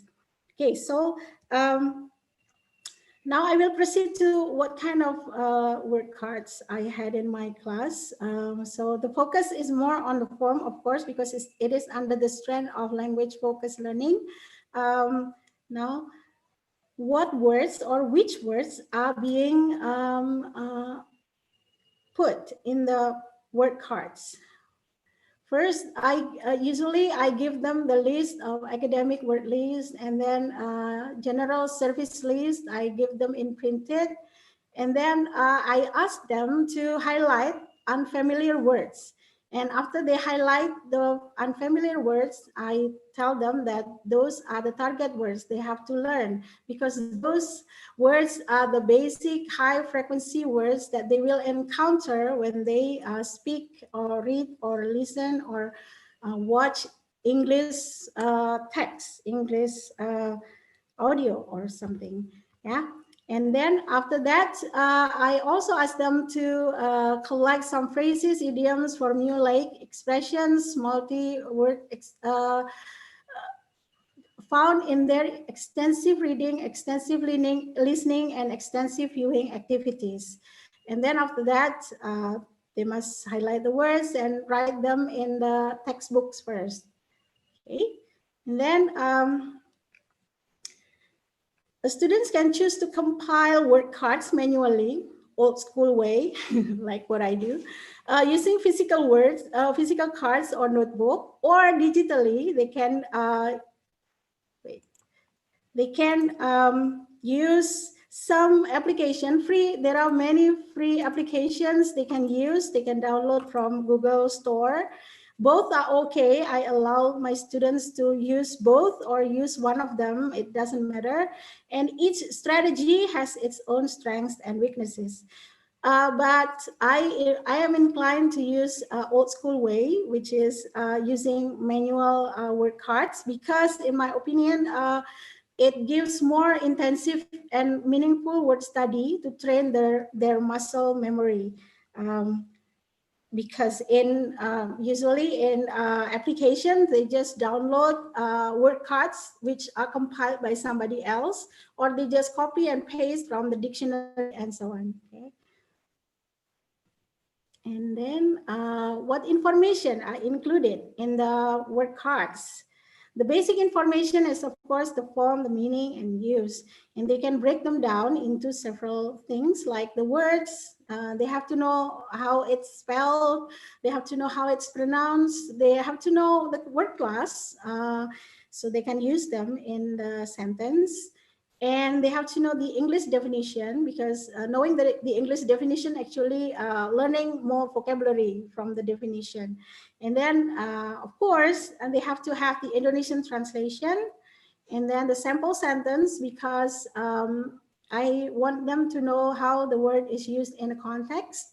And then the collocation, what words usually go before and after the words. And synonym, antonym, these are optional, but I rather ask them to choose whether they want to include synonym or antonym or not. And then the phrases and idioms related to the words, and of course the translation of the phrases and the idioms. Okay, and these are the examples of the things that they write in the word cards. Of course, not all of them, but they have to pick the most important information. And what they do after this is to write it on a 10 x 10 centimeter cards, or any cards they want to have. Most of them use text notebooks instead of cards. So I still call it word cards anyway.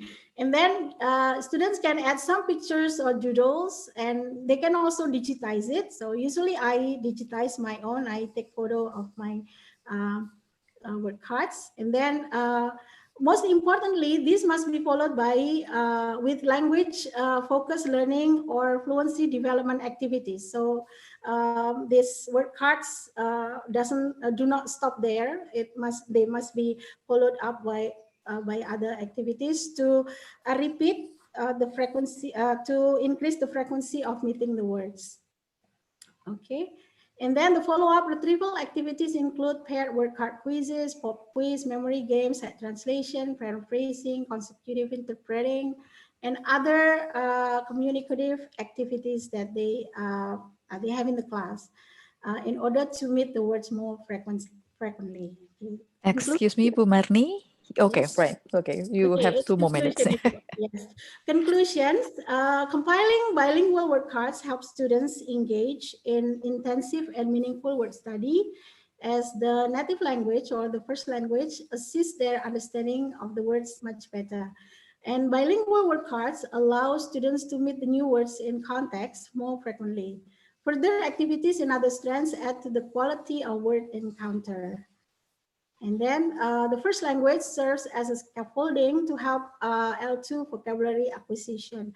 Translation and translanguaging are two naturally occurring phenomena in learning a new language, and this proves to be helpful in compiling word cards. Bilingual word cards coupled with meaningful retrieval activities in other strands increase students' vocabulary size and knowledge. Lastly, teachers should be a good role model for the students in compiling word cards. She must encourage them to do so diligently and industriously, because that is the only way they could increase their vocabulary size. Once again, familiarity breeds love, and the more you seek, the more you find. That would be all. These are the references I use for this talk, and I thank Iera, I thank Bu Ivone and all the audience for this opportunity. Thank you very much. And I would be very happy if you have some questions. Thank you very much. Over to you, Bu Yvonne. Thank you very much, Sumarni. So thank you for an inspiring and contextual presentation. I'm happy that we can actually learn from our first language. Yeah. Okay, so we have one question for Bu Marni actually. This is from Dian Priyani. How to enrich the vocabulary for senior high school students? How to enrich the vocabulary of high school students? I have no experience in teaching high school students, but I have my son who's a very who lately increased his vocabulary significantly after maybe in the last 4 years after I subscribed to cable TV. And every day he watches National Geographic, and then at night he watches YouTube videos to follow up what he learns from the National Geographic. Most importantly is most importantly the the students must engage extensive reading, extensive listening, extensive viewing activities every day, and they must read things that they like. They must watch things that they like in English, and they will pick up the vocabulary along the way. I promise you. My son, I don't teach my son English, but he now can speak English very, very fluently. I don't take credits for that, but I think he improves his English because he reads a lot, he watches TV a lot, he watches YouTube a lot, and he picks up the vocabulary along the way. And every time he finds some difficult vocabulary, he always said, Ibu, what does it mean in Bahasa Indonesia? Or Ibu, how to say this in English? And I always give him the meaning. So that's why I believe that using translation or the first language really helps somebody who wants to learn the second language much better. So I guess what I can suggest to Ibu Dian, Ibu Dian is to conduct an extensive reading, extensive listening, extensive viewing activities in the class, or assign those activities at home. I usually say to my students, learning English is very, very easy and very, very fun. All you have to do is to listen, to watch, to read, all good things in the world, like good movies, good songs, good books, and it's very enriching. Of course, the teachers have to monitor whether the students do that. And sometimes you have to pretend that you are really interested in finding out whether they really do it. And even though you don't like the movie, but you say, oh, really? Is it interesting? Tell me more about it, or something like that. So, extensive reading, extensive listening, extensive viewing activities really, really help improve vocabulary for young learners, kindergarten to 12th grade. I guess that I hope it answers the question, Bu Yvonne. Yes, thank you very much. I really like your statement, your last statement, that the essence is actually read a lot, listen a lot, and then watch those good things. Right. And I hope that it inspires a lot of people. Now, I think our time is up and I have to conclude our 2-session talk, and I will return the floor back to the Master of Ceremony because we still have other events, in our agenda. So Bu Ella, are you there? Okay, Yes, so the floor is yours again. Yeah, thank you, Bu Yvonne, and all the speakers for sharing so much inspiration. Next, as I said before, today we have a special session, which is Language Learner Literature Awards Announcement. And here with us are Dr. Thomas Rock, the chair of ERF, and Professor Mark Helgeson, will be in charge of the announcement. So, Professor Mark Helgeson, the time is yours. Okay, thank you very much. And I'm excited to be here. I'm honored to be here. And the Extensive Reading Foundation really appreciates the fact that the Indonesian Extensive Reading Association has given us this time. This is the first announcement in the world of the of this year's Language Learner Literature Awards. And so we're delighted to do it here in Indonesia. And so let me share my screen.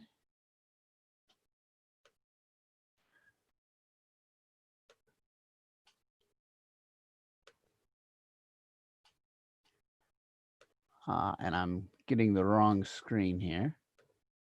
Hi, here we go.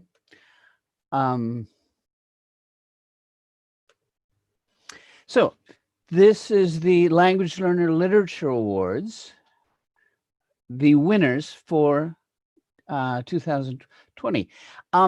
First of all, the purpose of the Language Learner Literature Awards is to recognize excellence in books for language learners. And to increase the understanding of graded readers as a valid literature, much the way that children's literature or young adults books are recognized as genres. How it works is every December, publishers worldwide submit the books they want to nominate. And all of the books are juried by an international review team made up of both first language and bilingual readers. And it's actually weighted toward non-native readers, since that's who the books are actually for. In the process, the judges decide on up to 3 finalists per category. And those are announced in the spring. And there's internet voting, including readers' comments, from roughly the beginning of April through the end of June. And then the judges make the final decision informed by the voting, not determined by, but informed by the voting and the readers' comments. And so I'm very happy to announce the winners tonight. In the very young learners category, we had 3 finalists: The Golden Fish from Usborne, Here Come the Unicorns from AAS Press, and I Can't Sleep from L.L.L. And the winner is, drum roll please, the winner is Here Come the Unicorns. And Adam Cardos, who's actually here with us tonight, will make a statement, a video recorded statement.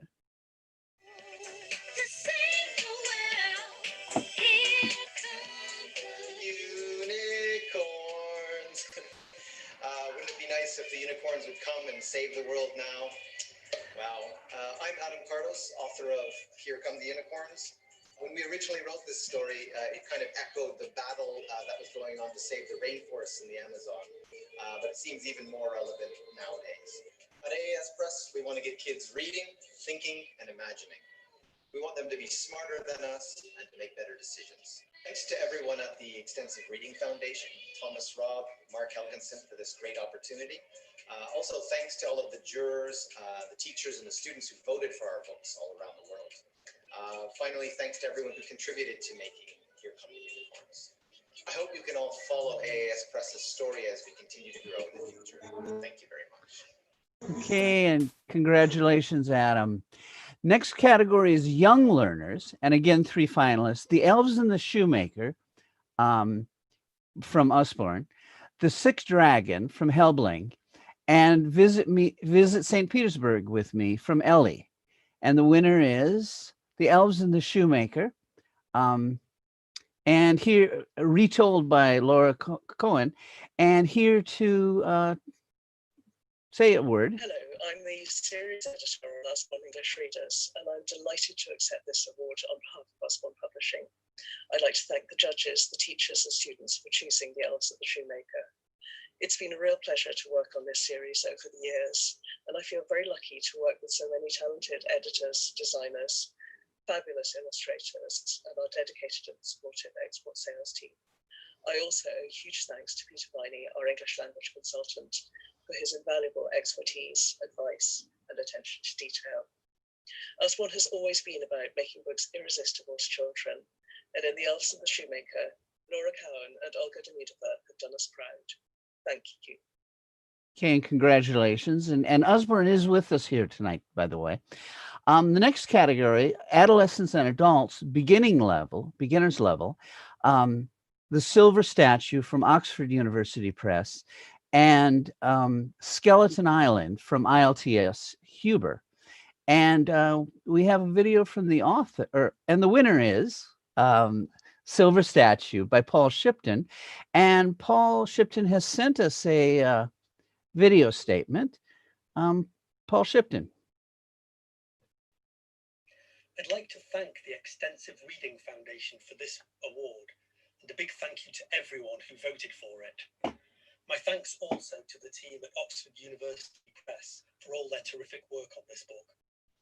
I got the idea for the Silver Statue when I realised that whatever city in the world I happened to be visiting, there was always one of those living statues somewhere in the city centre. I've always found them fascinating and a little bit weird. I also really wanted to write a story about music and musicians.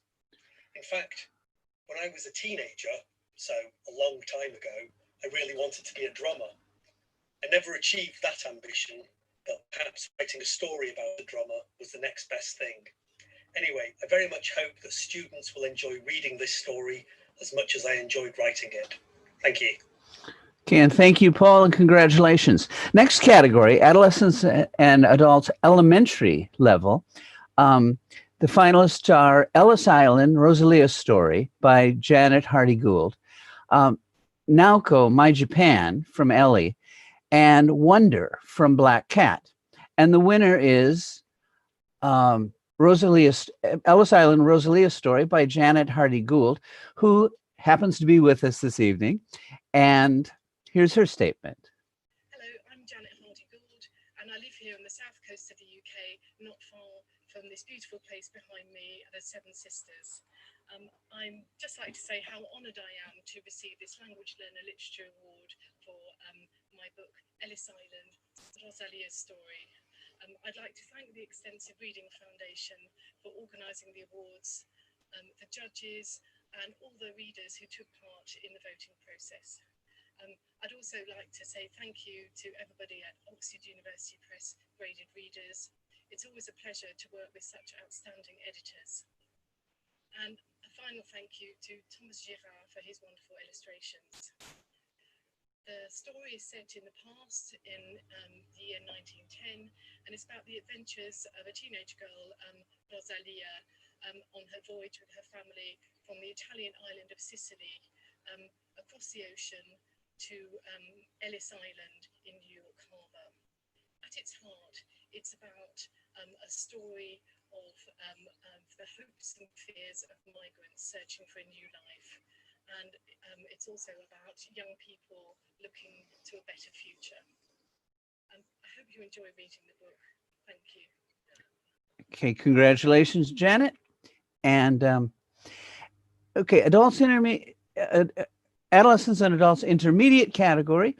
The three finalists are The Earth Keepers from Ellie, Diary from iTalk UTalk Press, and Robinson Crusoe from Innova. And the winner is The Diary by Heather Dixon. And here's Heather to talk about it. Hello, I'm Heather Dixon, a co-founder of iTalk UTalk Press. I'm honoured to have won the Language Learner Literature Award in the intermediate category with my book, The Diary. I'd like to thank the Extensive Reading Foundation and everyone who voted for the book. iTalk UTalk Press is a relatively new company. We've been in business for 7 years. From the start, we decided to publish original contemporary fiction, and The Diary falls into that category. I first had the idea for The Diary 5 years ago, but only sat down to write it last year. I started with the idea of someone finding a diary on the street, and the story grew from there. I hope people enjoy reading it as much as I enjoyed writing it. Thank you. Okay, thank you, Heather. And actually, Heather tried to come to the meeting tonight, but wasn't able to get in. And I'm sure we've all learned to deal with technology problems like that. And And finally, adolescents and adults, the upper intermediate and advanced level. The finalists are The Age of Innocence from L.L.L, The Box from iTalk Press, and Not Without You from Oxford University Press. And the winner is The Age of Innocence by Edith Wharton, but retold by Nora Nagy. And L.L did something interesting. Rather than send a video, they sent something for you to read, which I thought is very appropriate for an ER seminar. So I'll let you read it on your own.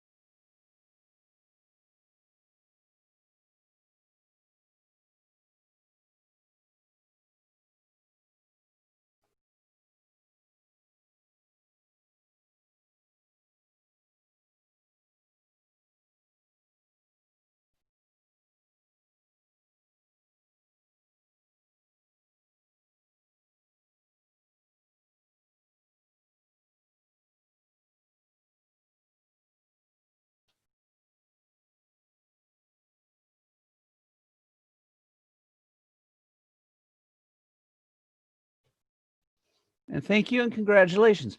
By the way, past winners and finalists in the awards have included just about everybody. So you can see it's a very graded reading is a really rich source of reading materials. This is put on by the Extensive Reading Foundation. Our website is erfoundation.org. By the way, during Paul Nation's session, the question came up, what if we don't have readers? What if we can't afford them? On the Extensive Reading Foundation's homepage, there are links to well over 200 books that you can access for free. So please check that out. And I'll mention next year, in Yogyakarta will be the 6th World Congress on Extensive Reading, August 9th to 13th. Hope you'll consider it. I know many of the people organizing tonight are from Yogyakarta, but many of you are from other parts of Indonesia. So if you haven't visited Yogyakarta and seen Borobudur Temple, which in my mind is one of the most stunning temples I've ever been to anywhere, and Prambanan Temple. There's a lot to see there, and in addition to all of the wonderful sessions at the World Congress, there will be educational trips to various places like that. So thank you for the opportunity to present the awards tonight, and thank all of you for coming. Thank you very much. Yes, thank you, Professor Mark Helgesen, and congratulations to all the winners. I am now afraid that we have now come to the end of the session, and we've been enjoying hosting this series of talks. However, unfortunately, this will be the last session hosted by PBI Universitas Sanata Dharma. So before we close this session, the chair of the English Language Education Study Program of Universitas Sanata Dharma, Ibu Yohana Veniranda, Ph.D., will give some remarks. Bu Henny, the time is yours. Sorry, Bu Fanny.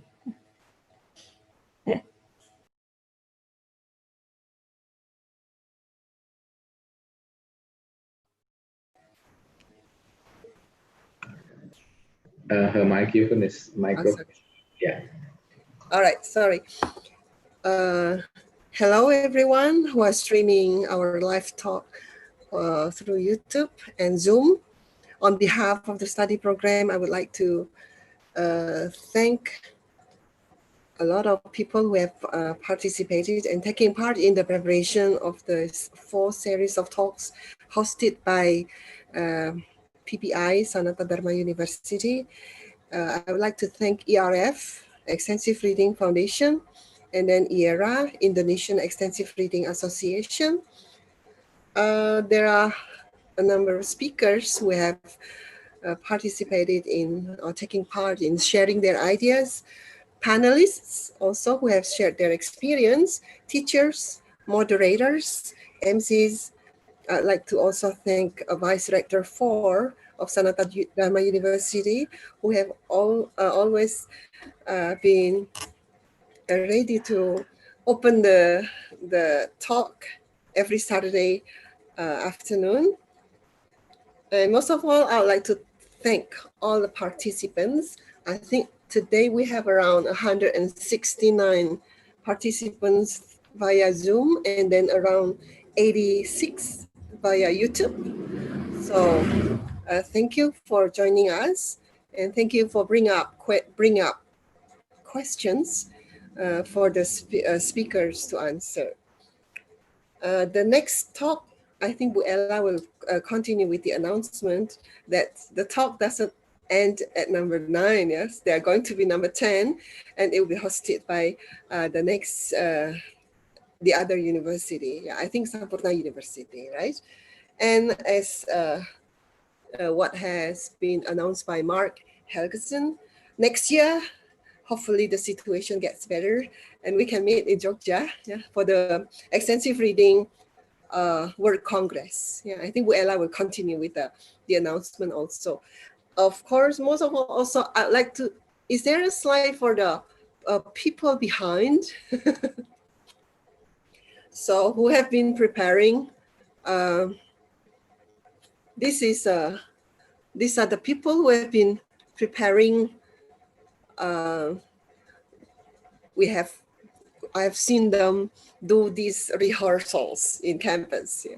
So Pak Thomas, Bu Mita, Bu Henny, Bu Mega, Pak Ardi, Bu Ella, Bu Tri, Bu Truli, Bu Yosefa, and we also get help from students, Indri, Anissa, Lintang, Beda, Bram, dan Mas Chris, yeah, who is the IT guy behind our streaming via Zoom and YouTube. I think that's all from me. So once again, thank you, everyone. See you if we have time next year in the World Congress, Extensive Reading World Congress in Jogja. Yeah. Thank you very much. Yeah. I'll give the time back to Bu Ella. Thank you, Bu Fanny. And I would like to repeat what Bu Fanny has mentioned before. This is the last session hosted by Sanata.